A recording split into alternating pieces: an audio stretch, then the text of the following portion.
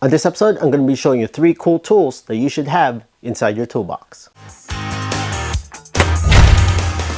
Hey there friends, welcome to Fix This House. If you're new to the channel, consider pressing the subscribe and notification bell so you can always be in tune on DIYs, how-to videos, and product reviews like we're going to be doing today's episode in this channel. First tool I want to show you and review is this tool right here. So if you've been subscribed to my channel for a while now, you know that I use this tool quite often, this Black & Decker. I think it was time for me to upgrade because I want something that's more compact and yet can handle more torque options as well. But overall, this is not a bad tool. I know sometimes you just don't want to go pull out this huge bulky tool such as a huge drill or this high power impact driver. What can you get out of here that's more compact that you can travel? Well, the better option now is using this Skills Twist 2.0. Again, they call it the Twist 2.0 is because, let me show you. And I love the case, by the way. There's an option where you can get a case or no case. For me, I chose the one with the case because it has so many bits options and I don't want to just throw them all in a bag. Comes with a USB-C charger. This is one of the best options to have in a tool, is to have a rechargeable tool, which is very common plug right nowadays. This one comes with a special charger that you need to plug to charge this up. What I really like is that it's ergonomic. Go from here to 45 degrees. You can see that little showmanship in the middle. What I like about this is that you can adjust the torque level. So there's minimal torque, more torque, and the maximum torque. The way you hold on to it and the way it feels operating it, it just feels very solid. Since this tool has 3 torque settings, I set up a mock-up right here with torque 1, torque 2, torque 3. The first torque setting, let's see how far this can go and drive this. So again, I'm using just general wood screws.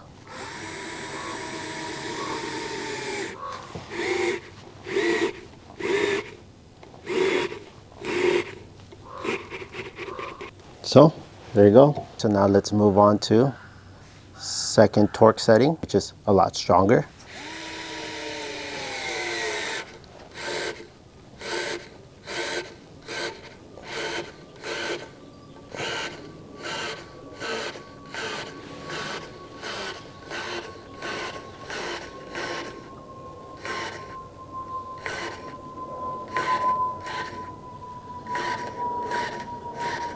Every time I go and it stops, I re-press the button so that it'll go and dig deeper. Let's go to torque number 3.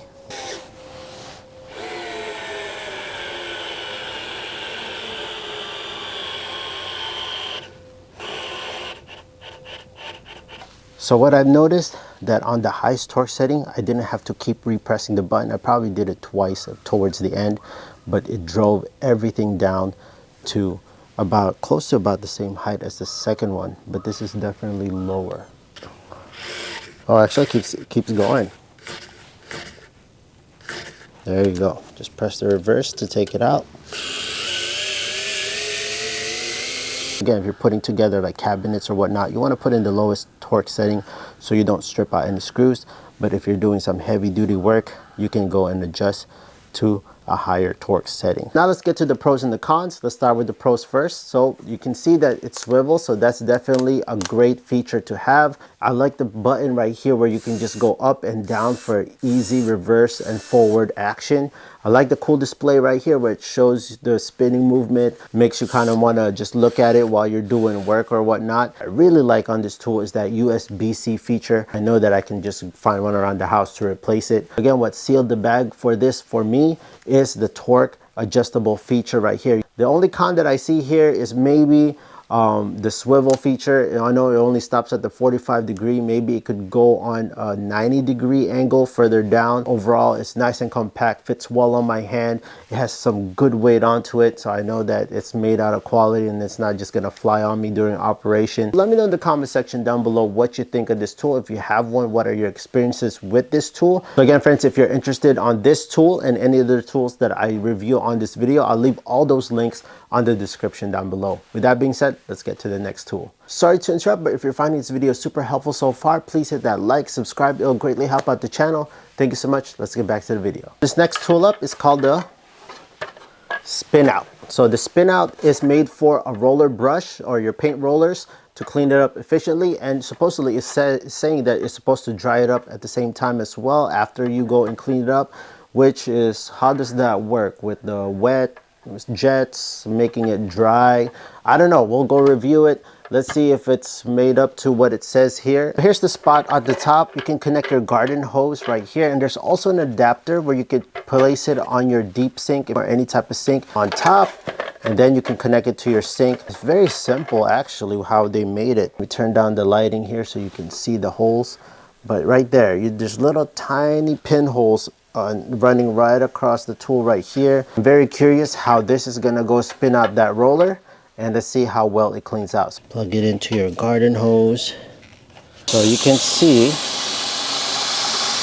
where the water is coming out from those jets.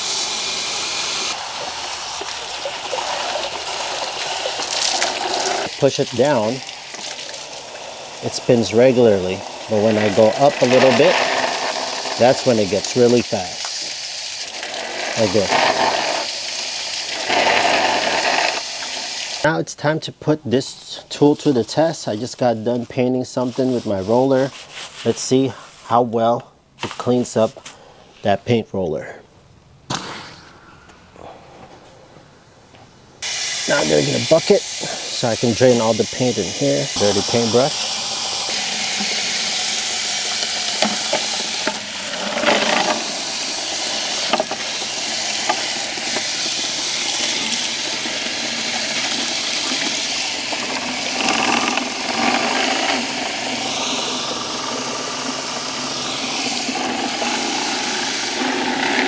This is pretty awesome. It's just spinning in there.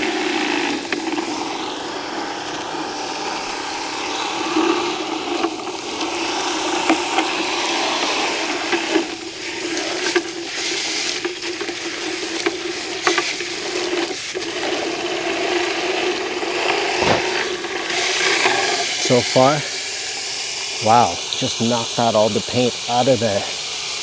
That's crazy. So all the paint has been filled in this 5-gallon bucket, and the roller is spot on clean. That is awesome. And there's no pooling, or there's no river of water coming out from the roller. Wow, that's amazing. Downward motion. I'm just doing this so I can show you how it's working in there. And it's spinning pretty fast.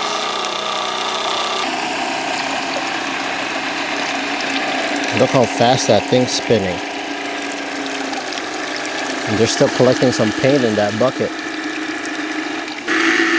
And now it's going super fast. Now I noticed that when you go all the way in, it's slow. But when you slowly pull out, it gets faster and faster. See, that's super fast. This one's slow. When you go out, speeds up. Alright, I think I proved my point. I wasted enough water.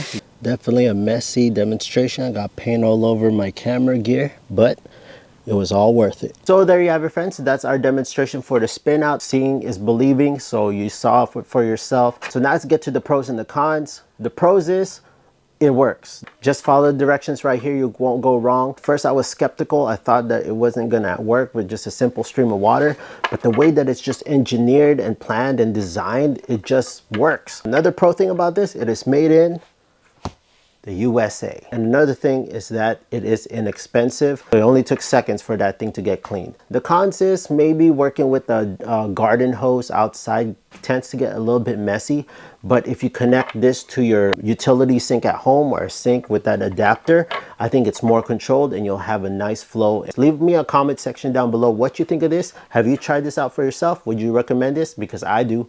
I definitely would recommend this to anybody, and try it out for yourself, friends. With that being said, let's get to the next product. Last but not least, this last tool that I'm going to show you today is probably going to be the best tool that you're going to end up getting in your lifetime, because it's going to save you and your back on the long run. And this is going to be the drywall, or what they call the Dolly Cart.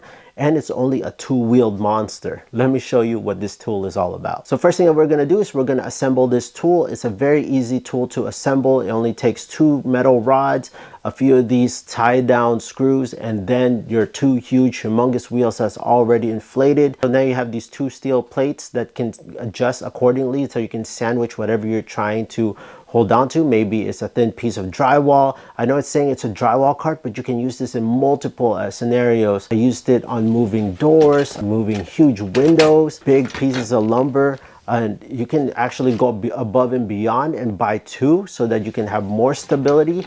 Again, this can support about 600 pounds on each unit. So if you have 2, that's 1,200 pounds that it can support. Again, if you're working alone, like what I'm doing here, I am working by myself. I have nobody to help me.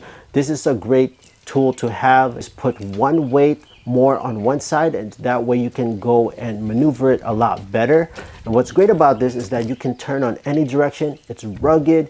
You can go and take this up hills, up on very hard terrain like what I'm doing here. I'm actually traveling across my yard here with all these stumps, all these uneven levels, with all those huge wheels. It can conform to the levels of the land, whatever you want to call it. Take a break and it'll hold itself. Just be very, very careful though. You don't want to go too much on the weight. There are certain limitations on certain things. An optional thing is that you can use a tie down strap to better stabilize it. But for me, I didn't really need it. It didn't go and slide underneath there while I was working. When you tilt the piece of item that you're trying to move around, the wheel does not slide off or anything. That's just from my experience. Even if you have 2 people, this is a great way someone can help stabilize it while you're moving it and help maneuver it. So now let's get to the pros and the cons. I'm not going to mention any more on the pros because obviously I've talked about it, a lot of it already. Let's get to the cons. I wish it could have been more tighter like that, but you can use certain tools too to clamp it down.